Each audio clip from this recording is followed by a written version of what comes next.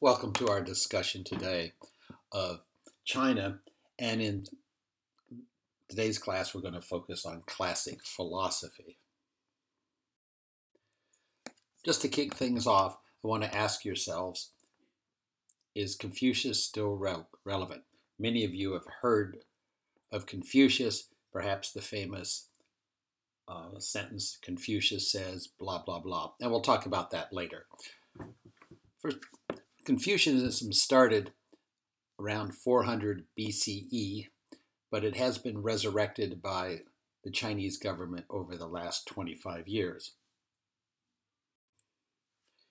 During the 1960s, the relatively new Communist government of China, you will recall from perhaps your general studies of world history that in 1949, China became a communist nation under Mao Zedong.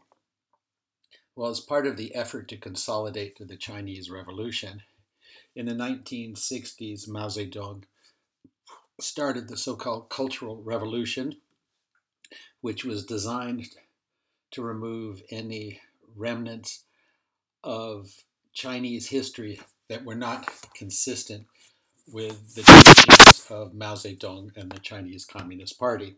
So what you had throughout China was widespread destruction of Buddhist temples, early artwork, anything that was deemed by the revolutionaries in the 1960s to be contrary to their doctrine. Here we see figures from temples being burned, stone statues were often defaced. It was difficult to totally destroy them, so the heads were knocked off.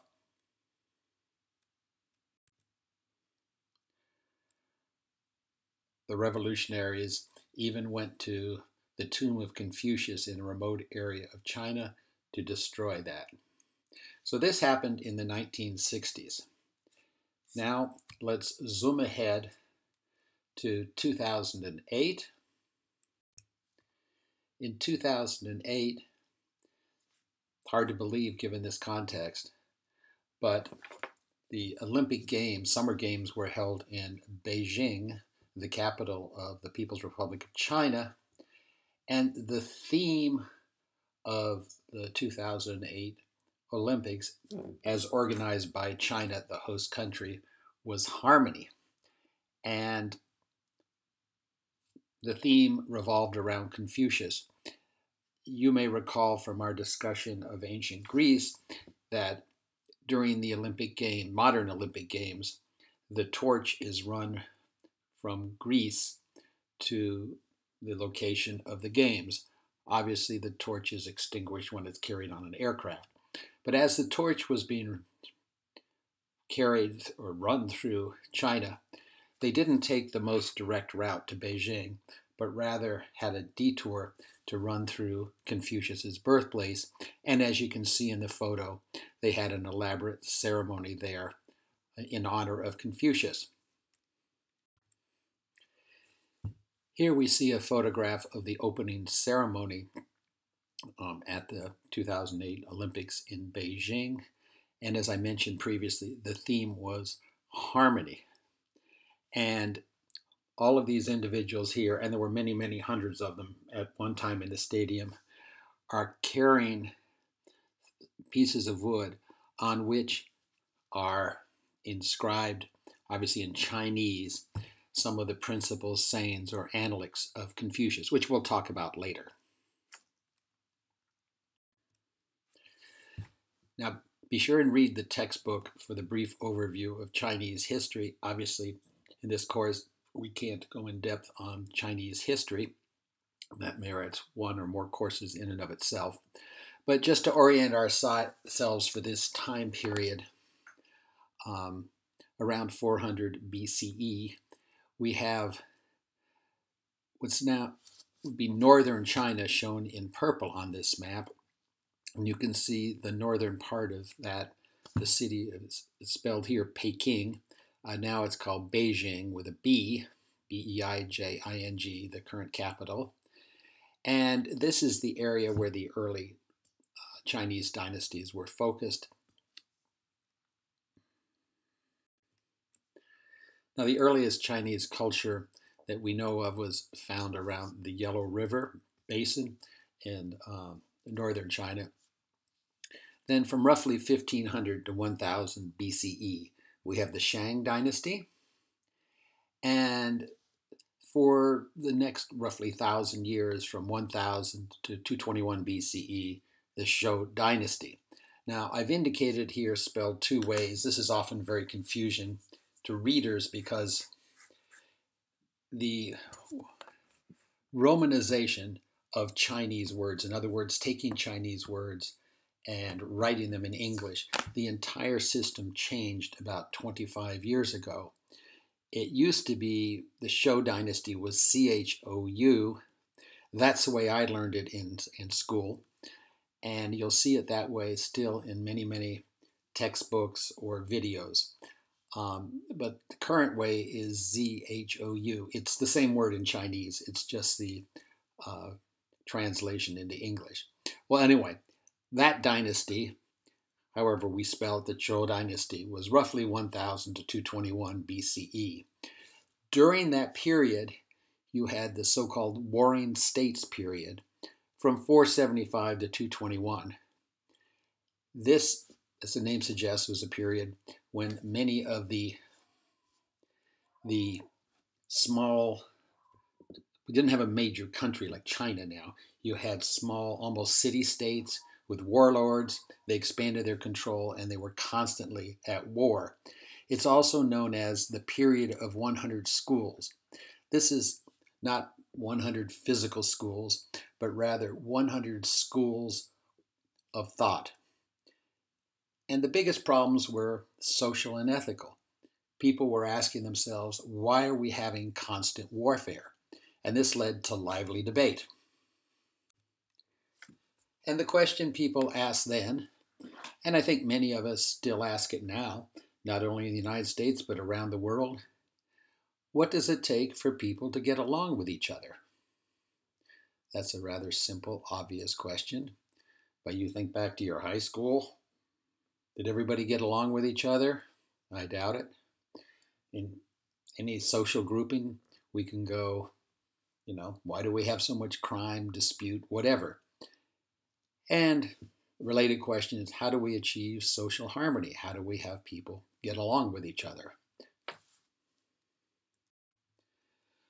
Now, at this time in China, there were three major approaches. There was spiritual, with a supernatural being. There was ethical, or the other extreme was practical. And I'll briefly go through of all these, but today we'll focus more on the spiritual. Now, Buddhism, I hate to use the word was imported, but it spread from India into what's now modern day China and was very influential for many people. It was a spiritual belief. You also had Taoism, and again, it can be spelled either with a D or a T. Then you had an ethical system, Confucianism, which was not a religion. There's no supernatural being, but it's a system of morals or ethics. And again, we'll go into that in a fair amount of detail in a few minutes. And then we had a practical system, the legalists. And this was started by the Emperor Qin, starting in 221 BCE. And he, by the way, was successful, and he was the one who founded the modern China. His name, till recently, in English was spelled Chin, and that's how in English we get the word China, China, because it was Emperor Qin. And obviously, the Chinese, I can't pronounce it well in Chinese, but it's Zhongguo, which means the Middle Kingdom. Looking briefly at Taoism, spelled again with a D or a T, it was developed by Lao Shi, and the Tao is the way. It means the way. The emphasis is on passivity, spirituality, and resign yourself. It's very fatalistic, resign yourself. And you can see this really in Taoist art, where virtually all Taoist art has flowing water. Why is that? Well, water flows, and if you go into a large, fast-moving river, good luck by yourself trying to dam it up or stop the flow of water. You simply can't, just standing there by yourself. And you often see in Taoist art a river with a few rocks in it, and the rocks are smooth, and that's to symbolize that the flowing water over time will take a jagged rock and smooth off the corners. And so the life is like that. Just sort of resign yourself, go along. And part of that is just follow your own nature, whether you're good or bad. The other extreme is legalism, and this is very practical. As I mentioned before, emphasis on rules. You need to have a centralized form of government with strict law and order, sort of the equivalent of a policeman on every corner. People who don't abide by the rules are dealt with. Now we have Confucianism, named obviously after Confucius, and this remained by far the most prevalent belief system in China until the 1960s, when the communists, during the Cultural Revolution, tried to eradicate it, and now it's being brought back, as I mentioned earlier. It's really a system of secular morality. There's no emphasis on a spiritual being, an afterlife, the many elements of a religion.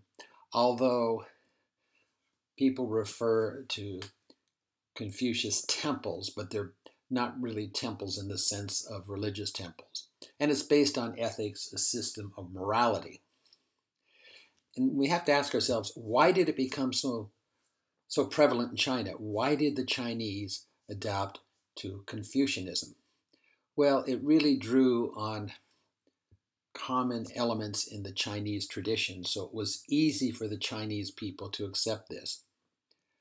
Like the Romans, the Chinese had a very strong loyalty within the family, a belief in filial piety. In other words, children obeyed their parents, and really it's the father here. There's no concept of gender equality. The son, daughters, wife, everybody obeys the father. Like ancient Rome, there was veneration, great respect to ancestors. And part of this was obviously children respected elders, and husbands must be respected by their wives. Now, under the moral system of Confucianism, the ideal government is structured just like the family. The ruler must treat, therefore, the people, his subjects, as a father would treat his own children. And in theory, how should a father treat his own children? Well, with love, but part of that is, and fairness, but that may require, occasionally keeping the kids in line. And so any of us who parents know, you have to be firm at times and not just give the kids everything they want. And the same thing for the Chinese ruler under Confucianism. Now, Confucius really, I use the word venerated here, history. He had great respect in history, and he thought there was a lot to learn from history. And he saw the present as simply a continuation of the past. In other words, history hasn't ended. We are now living in just the latest chapter. He emphasized the veneration of ancestors, which was already being practiced by the Chinese people. Great respect for the ancestors, and of course, they're part of the history. He developed the theory of the so-called mandate of heaven. And this was that the heaven, again, Confucianism was not a spiritual system, but there's something out there, people thought, above us, the heaven, that gave the mandate to rule to an emperor. And this was the basis of the Chinese imperial system until About 100 years ago, it was overthrown and the Chinese Republic was set up under Chiang Kai-shek, Sun Yat-sen and Chiang Kai-shek.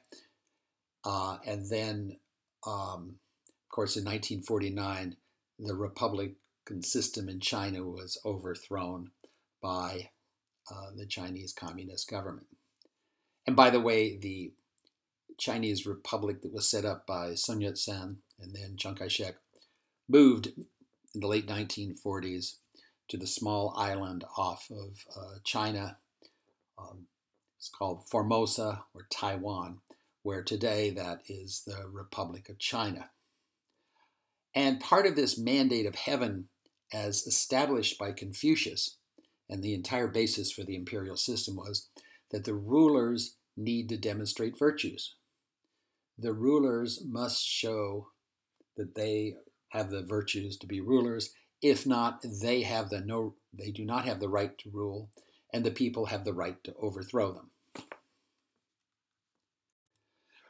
Now, Confucianism is quite difficult at times to get your arms around because there's no systematic theory.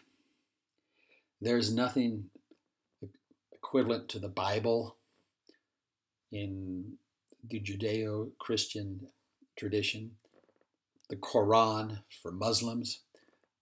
Rather, you just have a series of short sayings from Confucius. These are called Confucian Analects. And after Confucius had passed away, his followers tried to collect them, and they collected them by subject, and there are thousands of them. And they're really short sayings. I encourage you to watch the video, which will go through, 10 or 15 of them. And, they're a bit like fortune cookies in modern Chinese restaurants. The small almond cookies you get usually at the end of a meal in most Chinese restaurants here in the United States. And it has some sentence, usually designed to make you feel good. By the way, those fortune cookies were developed in the United States by a Chinese American in California who thought it was a good marketing gimmick. And, if you go to China, I don't think you can see them anywhere. Now, Confucius had followers, his disciples, and he said what they had to do is really learn the older classics, the classic Chinese writings. And obviously, this was part of Confucius's veneration of the past. And he said, instead of explicit rules of behavior, you have to have people with ethics.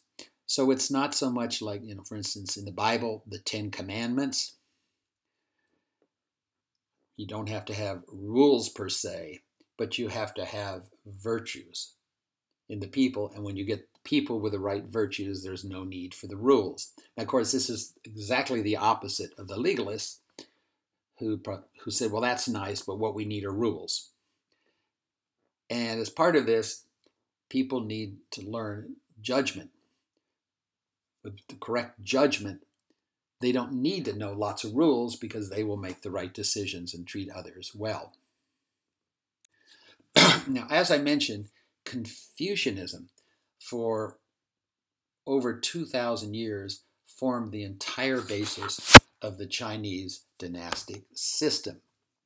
And part of that was Confucius had urged that the wise and good people should enter government service through competitive exams.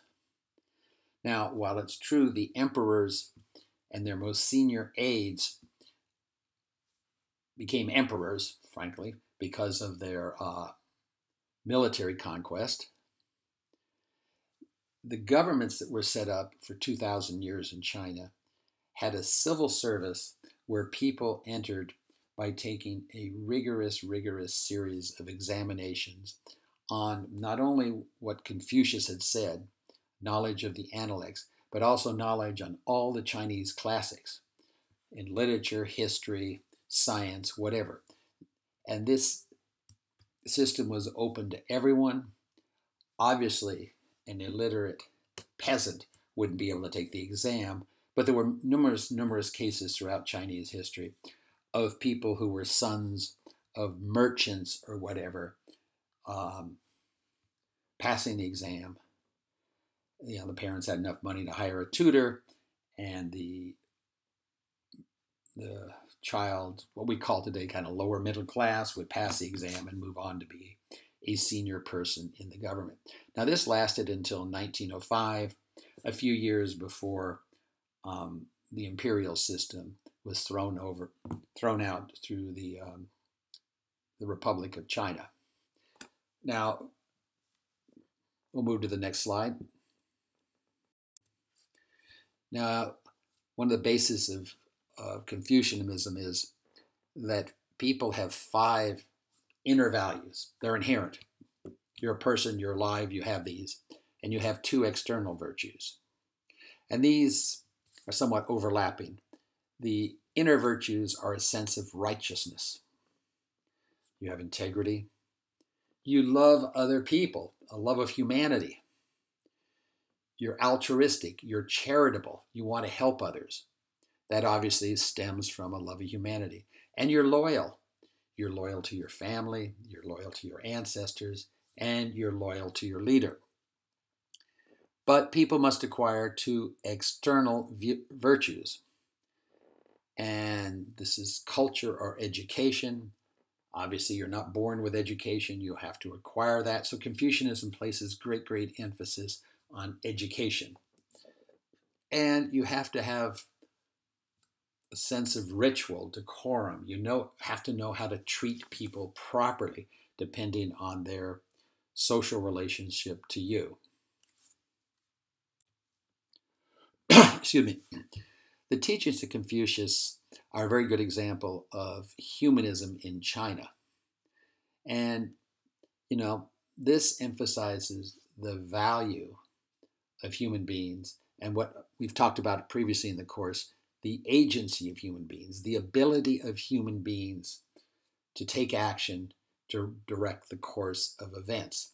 It's not just do whatever happens. It's not passive. It's not like Taoism where, just go with the flow.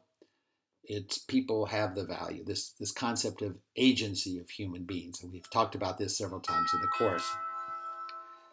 It also, Confucianism says that people can improve their lives by using their reason and ingenuity. And that while you want to venerate history, the classics, your ancestors, you don't want to just always continue tradition.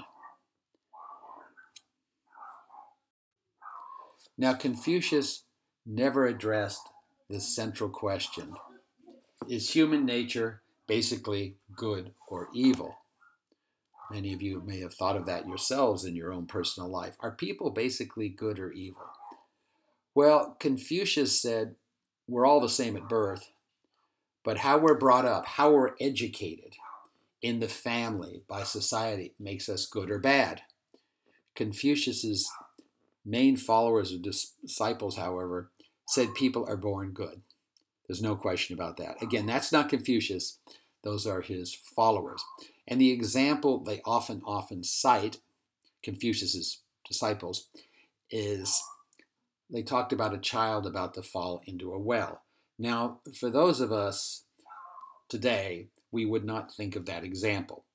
Not many of us have a well in the backyard, an open well, huge hole in the ground with a little brick wall going up, let's say 3 feet, and we put the bucket in to get water. But that's how people got water in those days. And so the example was, you're walking along, anyone's walking along, and they see a child. And let's say a toddler about 3 years old. Any parent knows they go everywhere, do everything. And the toddler has, gotten a chair and is standing on top of the wall surrounding the well, and sort of standing there and could easily fall in the well. Well, Confucius's followers said, well, any person without exception would run and grab the child and bring the child to safety. A more modern example might be at Lone Star, We all know that our excellent library is both the college library and it's also a public library. And as you see the main entrance facing the parking lots, you can see many mothers and other caretakers with 5 or 6 young kids taking them in and leaving. And all the young kids are always running around as young kids, healthy young kids do. Well, what would happen if any of us were walking down the sidewalk there in front of the library, you know, the front entrance with the library facing the parking lot, and there's a mother or a caretaker, and all of a sudden one of the 3-year-olds runs out and there's a car headed towards us. I don't think any of us would think twice. We would shout, and if at all possible, not risking our own lives, we'd reach out and grab the kid and pull the kid back or throw the kid off to the side. And that's probably a more appropriate analogy. So now the problem is for Confucius's disciples or followers, they believe everybody is essentially good. How then do you explain the world? The world people are not good. Unfortunately, there's violence and there's brutality then and today. So how can we say everybody is born good? Well, the answer is rather obvious. Well, the people were not educated well. They weren't raised properly. That's why that's what they had then, and you could say now the same problems we have. In the example they used, a farmer puts seeds in the ground to grow food. We just don't throw the seeds in the ground. Any farmer would know you have to go out and remove the weeds, you have to water them, you have to take care of them. And this is an analogy that was readily understood in China at the time because virtually everybody was a farmer, and if they weren't a farmer, they certainly knew how farms worked. Very few of us are farmers, and perhaps our agricultural experience is planting some tomatoes in the backyard or something. And we'll see when we talk more about Christianity that the Bible and Christ particularly often use the example of seeds in the ground because that was something understood by farmers. And so Confucius's followers said, therefore, the ruler must rule by virtue, not rely exclusively on laws and force. Thank you very much.